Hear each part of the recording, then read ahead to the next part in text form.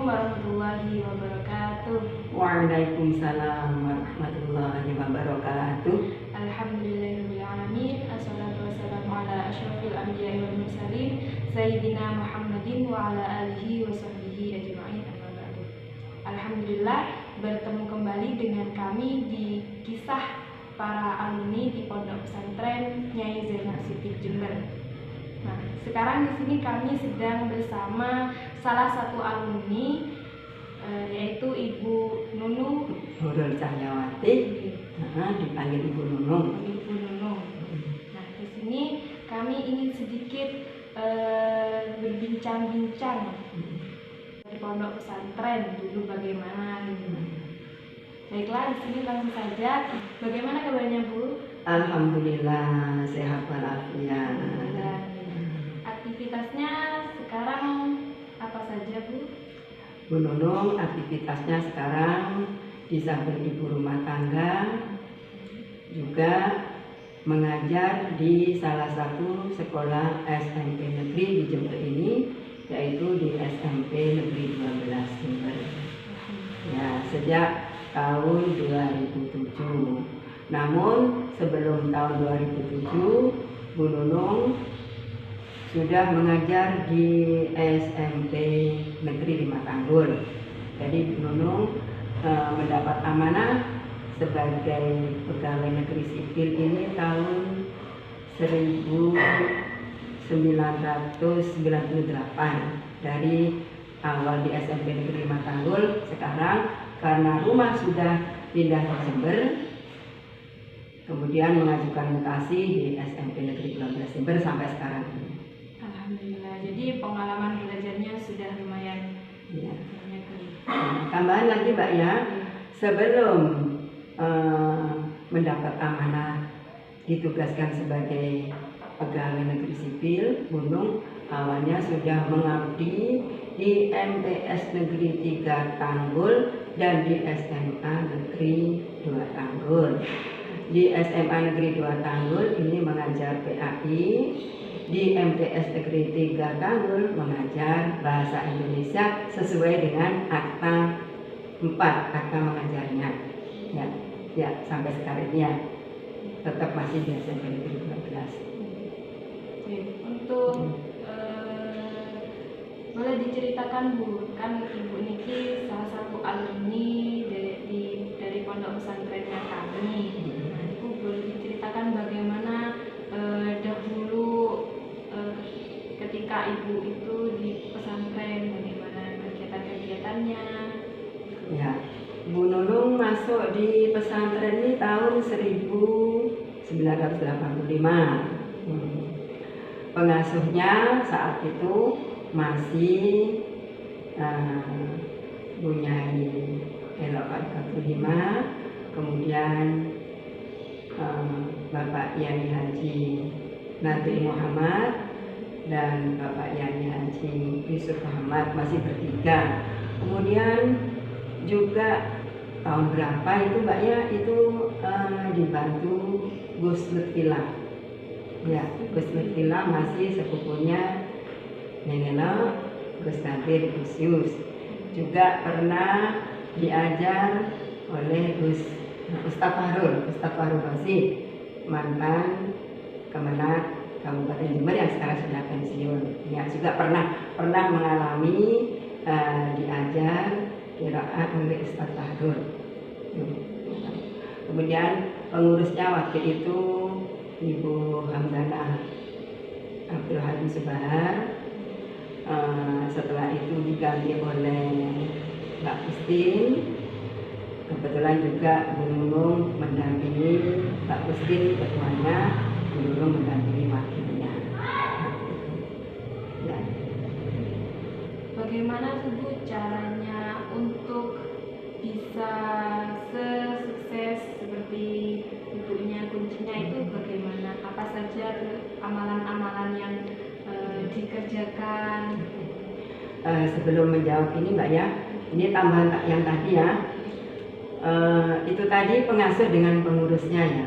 Kemudian ngajinya waktu itu kalau malam mengaji kitab Jalalain ya, tafsir Jalalain, Gus Nadir waktu itu. Kemudian kalau pagi kitab Jurumiyah Gus Yus, ya.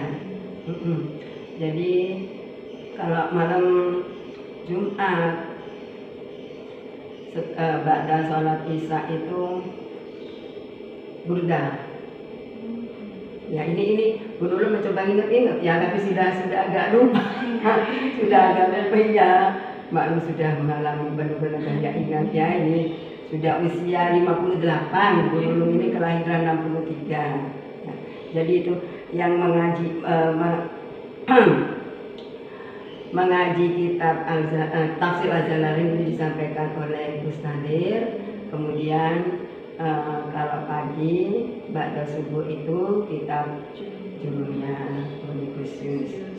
Terus kemudian kalau bulan Ramadan ini juga pernah mengikuti kitab Al-Lala dari Mengenal. Ya itu mungkin sedikit hadis arba'in lagi Mbak. Ya ini yang Bu Nunung ingat ya, tapi mungkin sepertinya masih ada kitab-kitab lain yang Bu Nunung agak sedikit lupa Mbak ya. Yang masih ada, kitabnya juga masih ada, kebetulan itu Mbak Bu Nunung simpen. Kemudian catatan-catatan Bu Nunung juga masih ada, tidak sampai apa, meskipun sudah usang tapi masih tetap Bu Nunung simpen. Ya itu sedikit pengalaman dari Bu Nunung, baik itu dari pengasuhnya maupun dari pengurusnya. Kemudian di Toba juga memang sudah sejak dulu setiap minggu ada ya. Kemudian setiap akhir tahun mengikuti ada kegiatan akhir sana, masih tetap ya. Ya. Kalau sekarang itu tidak ada Bu, karena ya. kepepet sama liburan. Ya, tidak sama dengan yang dulu memang santrinya 300 lebih seperti dulu Mbak, banyak ya. Jadi setiap akhir tahun itu mesti rutin diadakan akhir sana. Ya, itu Mbak. Untuk kunci keberhasilan. Kunci keberhasilan yang pertama memang tawadhu kepada orang tua ya Mbak ya. Baik orang tua kandung maupun guru, juga mertua. Orang tua kan 3 ya, orang tua kandung, bapak ibu kita, kemudian guru di pesantren, guru ketika masih masih sekolah, baik dari taman kanak-kanak sampai perguruan tinggi, termasuk mungkin kalau kita mengikuti les, karena sekarang ini kan banyak ya les privat itu juga guru. Kemudian Bu Nunung karena sudah punya mertua, juga termasuk mertua. Itu tawadhu kepada ketiga golongan orang tua ini. Kemudian di samping tawadhu kepada ketiga golongan orang tua ini, Mbak Bu Nunung mencoba untuk setiap hari deres Al-Quran, sebagaimana yang sudah pernah diberi ijazah oleh Nengelo. Jadi teringat sekali Bu Nunung waktu itu Nengelo pesan, "Nung, bendino ojo lali deres Quran yo. Wis ini Nunung lak iso sak juz." Nah, itu jauh dari Nengelo seperti itu. Alhamdulillah sampai sekarang ini Bu Nunung tetap mengamalkan ijazah dari Nengelo. Kemudian juga Bu Nunung diberi ijazah lagi oleh Nengelo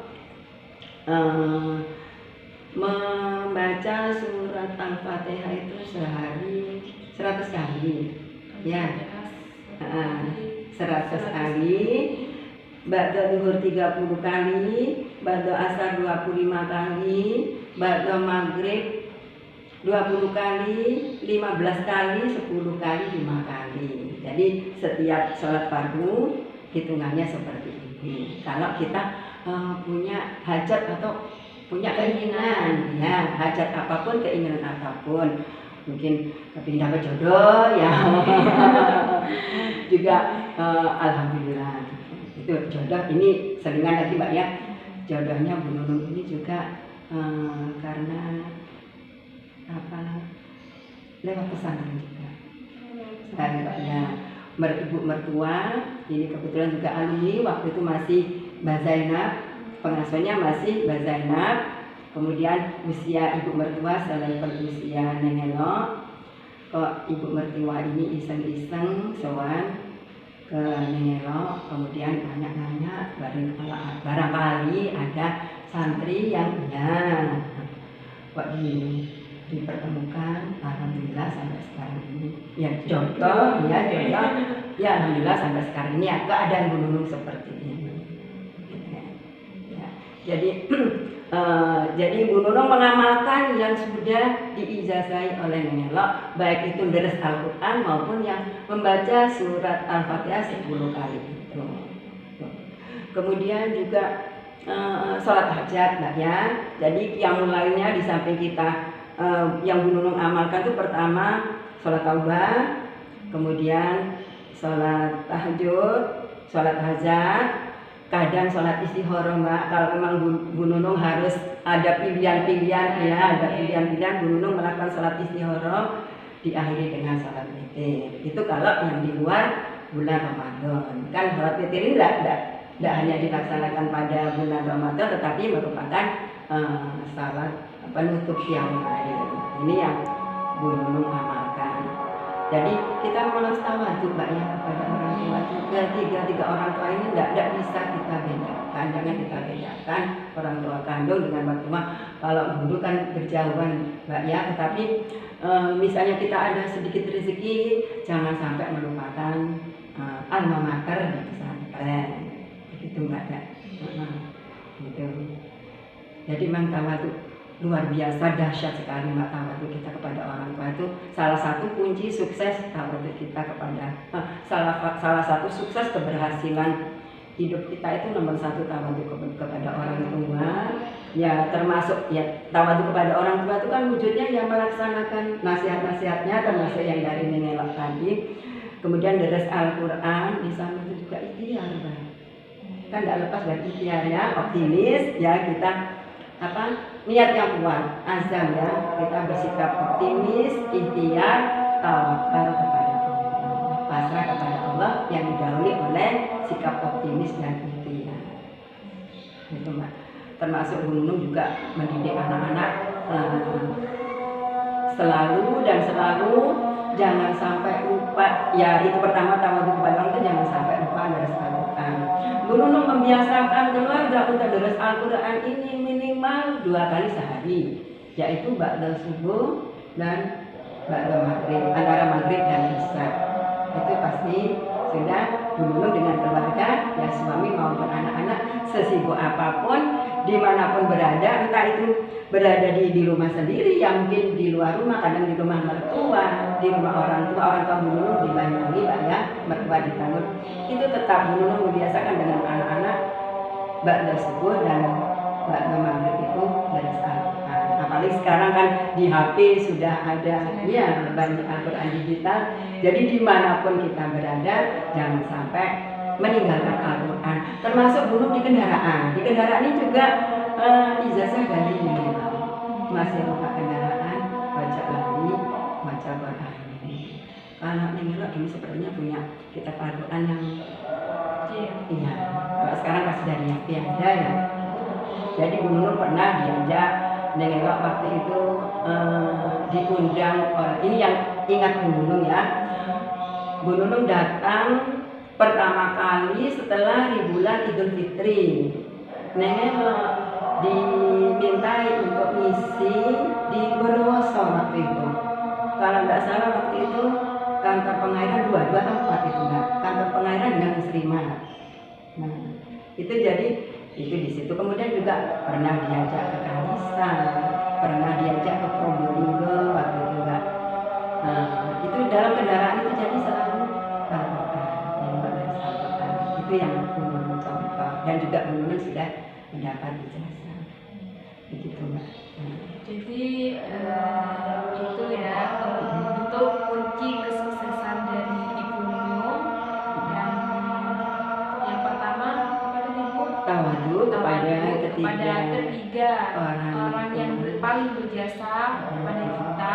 Yang kedua deres Al-Quran minimal sehari 2 kali ba'da subuh dengan ba'da maghrib, antara maghrib isya. membaca ijazah Al-Fatihah 100 kali. Ditambah sekarang kan ada salawat hariah ya. Mungkin 4.000 Ya, tapi kan nggak gitu. Ya, tetap ikhtiar, tetap optimis, ikhtiar dan tawakal. Mungkin sekian dari kami. Mungkin ada pesan-pesannya Bu untuk santri Pondok Pesantren Zainab Siddiq. Pesan gunung untuk adik-adik santri Zainab Siddiq, adik-adik tetap semangat mengikuti kegiatan di pesantren, baik dalam keadaan bagaimanapun, meskipun santrinya sekarang tidak seperti Mbak Nunung dulu. Adik-adik tetap semangat menuntut ilmu di pesantren Zainab Siddiq yang didampingi oleh Gus Rahman dan Ning Diliza. Ya, jangan sampai adik-adik lihatlah yang baik-baik saja di pesantren.